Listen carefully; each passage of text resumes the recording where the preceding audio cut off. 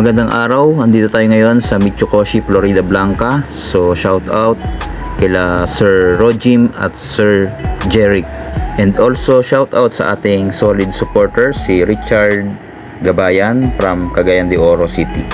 Magandang araw mga kapatid, Noxky Vlog. Andito tayo ngayon sa Michokoshi, Florida Blanca, Pampanga para dito sa JetX 150 na FI na maxi scooter ng SYM na bagong labas ngayon. Ito yung maraming napapanganga, no? Dahil sa ganda ng forma. Ayan, dalawang kulay yun nandito. Itong glossy gray saka itong glossy white na nandito. Ayan. So alamin natin yung specs nito and then cash and installment. So abangan natin to, pero bago yan ay huwag nyo kalimutan na mag-subscribe sa aking channel and then click mo na rin yung notification bell para updated ka sa mga susunod kong videos. Then patuloy nyo kay follow mga kapatid sa aking Facebook page na Noxky Vlog. So God bless, stay tuned po tayo.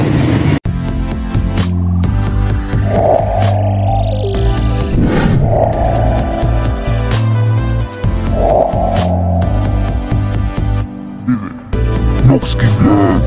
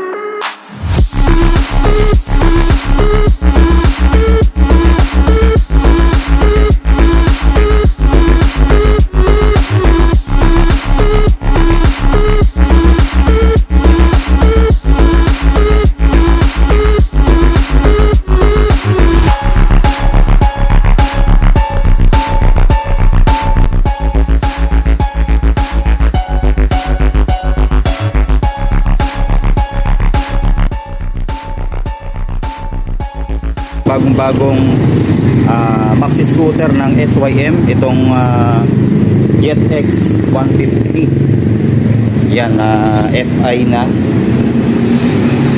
Yan, napakaganda pala sa personal.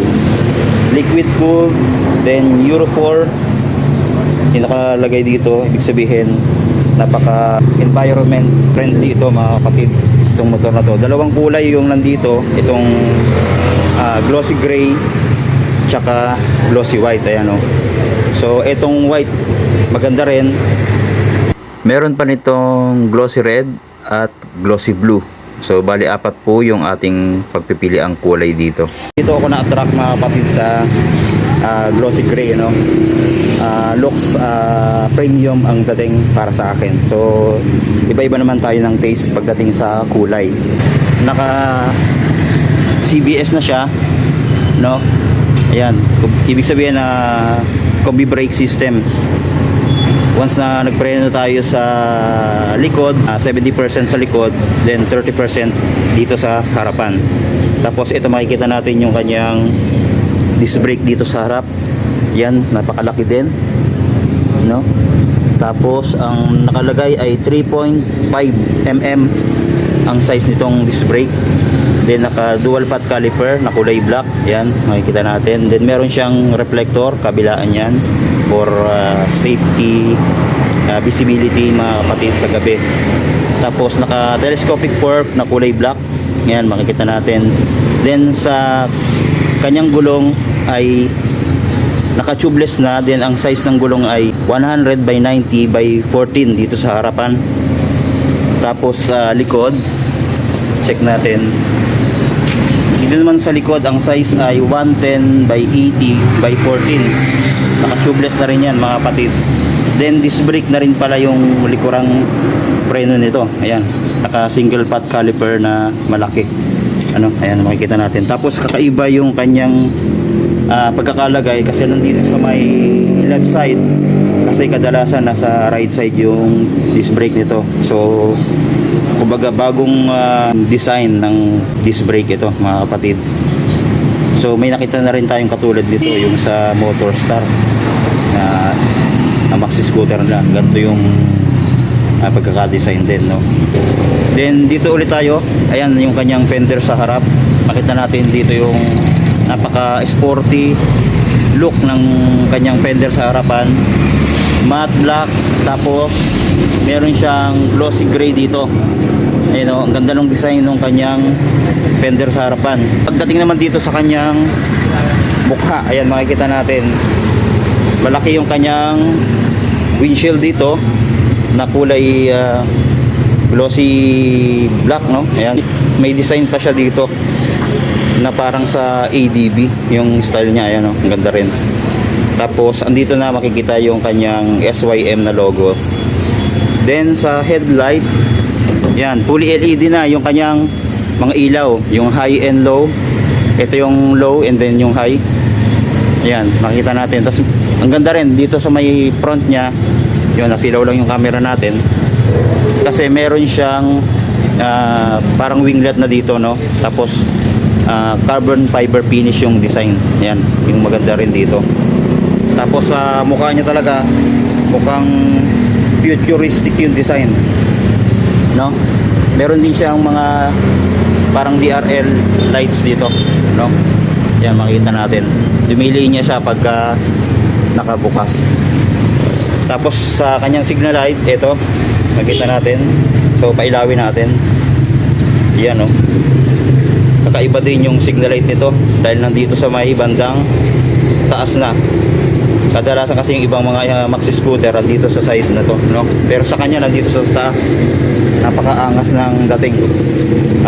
More added visibility, mga kapatid. Tapos ayan, naka-hazard siya, no? Meron siyang function na hazard. Then dito sa kanyang panel, ayan. So salamat kila sir dahil inoperate nila. Makita natin yung panel nito. Ito, napaka laki ng panel niya. Kompleto na, mga kapatid. Makikita na natin dito yung kanyang digital na RPM, yung nakalagay na 1, 2, 3 hanggang 12 na RPM, no? Tapos yung speedometer, odometer, tapos yung fuel gauge, ayan, meron na rin. Tapos yung oras, meron na rin yan. Tapos yung trip meter, ayan, meron na rin. Tapos yung voltage ng battery, makikita natin dito, ayan, meron siya, no? Tapos yan nga, yung signal light, nakalagay na indicator sa headlight, and then yung tatak na SYM, makikita na natin dito. Ayan. So napaka-informative ng kanyang panel gauge, no? Then pagdating dito sa may kanyang handle, ayan, naka-naked handlebar na kulay glossy gray. Then kabilaan na yung ano nito, yung brake fluid, kasi nga harap at likod ay disc brake na. Then sa kanyang mga switch, makikita natin dito meron siyang high and low. Tapos yung passing light meron siya dito, ayan, passing niya. Then turn signal light, busina, ayan, malakas yung busina niya. Then meron din siyang kill switch dito, tsaka yung electric starter niya. Then sa throttle, makita natin, ayan, malambot yung kanyang throttle. Then may bar end dito na glossy black. Ayan. Tapos yung design dito, yan, silver naman itong pinaka puno nung kanyang handle. Tapos mayroong pagka-carbon fiber finish itong sa may panel niya. Ayan. Then dito, meron siyang packet dito. Ayan, press natin. Bubukas na yan. Then isang ginagandahan, meron na rin siyang USB port. So hindi lang natin masyado makita kasi medyo nandito sa may taas na to. No, yun yung magandang features din ito. Then yung kanyang packet ay malalim din, kasyang-kasya yung isang cellphone sa loob. Yan, very useful yan. Pwede din nating ilagay ng mga personal na gamit natin, tulad ng mga towel or mineral bottle, no? Yan. Then dito sa kabila makikita natin yung kanyang keyless, no? Ayan. So isang magandang features dahil keyless na to, no? Andito na rin pinipindot yung kanyang seat, and then dito na rin nalalakyan, no? Tapos ito yung kanyang remote, no, para dun sa keyless, no, nilalak to. Then meron din siyang features na answer back, no, kung na pwesto sa mga maraming katulad yung ating motor, pipindutin lang natin yan, tutunog na yung ating motor. Yun yung magandang function din ito. Dito naman sa kanyang footboard para sa rider, ayan, napakahaba, no? Marami tayong option para ilagay or ipwesto yung ating paa. Pwedeng dito sa gitna hanggang dito, mga kapatid. Yan, napakalapad niyan. So hindi mangangala yung paa natin, no? Pwede nating ipalipat-lipat yung ating yung position ng ating paa. Then dito sa kanyang side na to, glossy gray din. Tapos andito na yung makikita natin yung JetX na emblem. Yan, napakaganda. Tapos meron siya ditong 150 lang na nakalagay, na napakaliit lang, no? Tapos wala na siyang ibang decals dito kundi purong glossy gray. Ganon din yung sa white, no? Wala siyang gaanong decals, no? Tapos dito meron siyang footdeck para sa angkas, ayan, no? Napakalapad din. Tapos napaka futuristic din ang datingan. Tapos pagdating dito sa ilalim, glossy gray din yan. Tapos isang magandang feature, meron na itong kill switch dito sa may side stand. Once na nakababa ito, mamatay po yung makina, no? Kailangan itaas natin ito. Yan yung magandang features din dito. Tapos ito naman yung kanyang center stand. Then pagdating dito sa may panggilid, ito yung kanyang panggilid, glossy black. Then may tatak ng SYM dito. Then wala na rin siyang kickstarter. Yan yung mga latest na labas ngayon, no? Tapos ito naman yung kanyang airbox, yan, no? Yung design niya maganda rin, no? Tapos dito tayo sa likod, naka dual shock na kulay glossy black, shock absorber, no? Tapos meron din adjacent, mga kapatid, dito makikita natin. Pwede natin pilitin yan. Gusto nating palambutin yung bounce ng shock. Yan. Tapos dito naman sa kabila, ito yung kanyang muffler. Yan yung heat guard nya. Meron siyang glossy gray na naman dito na kulay. Then matte black yun nandito. Tapos ayan na yung kanyang tambucho. Matte black naman to. Tapos ito yung dulo nya. Meron din siyang tire hugger. Ayan. Added safety features para sa mga dumi, no? Yan. Tapos nakakabit siya rito sa muffler, ayan, no? Para hindi siya masyadong maalog. Tapos naka liquid cooled na nga, mga kapatid, dahil meron siyang radiator. Tapos yung lagayan ng coolant niya, ito na rin, mga kapatid, yan. Tapos yung kanyang oil capacity ay nasa 0.8 liters. Yan. Meron din pala siyang swing arms dito. Ayan, yung kulay silver na to. Then pagdating sa kanyang taillight, ito makikita natin. Fully LED na yung taillight. Ito, ayan, oh. Meron siyang parang pa-letter Y na kulay. Tapos yung signal light niya, ito. LED na rin yan. Tapos magkahiwalay siya. Yan, oh. Nakabukod. Yung kadalasan kasi mga taillight ng ibang mga maxi scooter, isang buo na dito. Ito may putol siya, no? Yan yung kakaibang design din ng JetX 150. Tapos sa fender, yan makita natin malapad. Tapos may ilaw din yan dito. Yan, no? Makita natin para sa plate number. Then ito naman yung kabitan ng plate number nya. Then meron din reflectorized dito. So malapad siya, then flexible din kasi malaki yung gulong, eh. So kailangan din malapad talaga para walang katalsik-talsik ng dumi yan. Ayan. Tapos dito tayo pagdating sa grab bar, ito. Napakalaki din ng grab bar. maraming pwedeng kapitan yung ating OBR. Then glossy gray din mga kapatid yung grab bar nito. Then pagdating dito sa upuan, ito napaka premium din ang pagkakagawa ng upuan niya. May tahi niya dito, bali magkakaibang design, ano, meron dito parang soft, then dito meron ditong hard portion ng tela, no.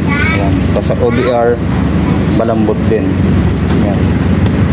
Tapos dito sa kanyang compartment, ayan, makikita natin, ayan, no. Yan yung kanyang compartment. Malaki din mga kapatid. Kakasya yung helmet dito na full face. Pero depende sa size, no. Kung malaki talaga yung full face, hindi na rin siguro kakasya. So sa mga medium size, gano'n. Kanyang fuel tank. So yung iba magreklamo na naman, bakit di pa nilagay dito sa may harapan, no? Kasi doon po nakalagay yung kanyang battery at may sarili silang design, kaya dito pa rin nila nilagay sa likod. Tapos ayan po yung bukasan niya, ayan. Ganda nung fuel cap niya, no? Ayan. Tapos ang fuel capacity nito ay nasa 7.5 liters po. So ibig sabihin, pwede na pang long ride talaga to dahil napaka dami na nung may lalagay na gasolina. Then isa pa pala mga kapatid na features nito, ito may safety lock siya dito. Ito daw para sa makina, no, sa hindi natin mapapaandar pag ito'y nakalock, no. Kahit pindutin natin dito sa electric starter, hindi siya aandar pag nakalock dito, kailangan i-unlock pa natin. So yun yung isang magandang features din ito. Then meron din siyang kabitan ng helmet dito, ito dalawa na to, yan. So ayan, wala na ba tayong nakalimutan? Ito pala yung kanyang side mirror, yan yung side mirror nito, parang nakadahon type din. So okay din siya, hindi siya ganong kalakihan, saktuhan lang din sa itsura niya, no. So ayan, dalawang kulay po yung nandito na available, itong glossy white tsaka glossy gray, no. So pag-inquire na lang kayo kay Sir Rojim, ayan, Sir Manager ng SYM, para maasikaso nila kayo. Sila po yung bahala sa inyo para dito sa maxi scooter na to. So napakaganda nito mga kapatid, kaya kuha na kayo dito sa kanilang tindahan. So sa lahat naman ng branch meron na siguro nito mga kapatid, dahil nilabas na ito ngayong 2023. So ayan lang po mga kapatid, maraming salamat sa panonood. Then God bless po sa ating lahat.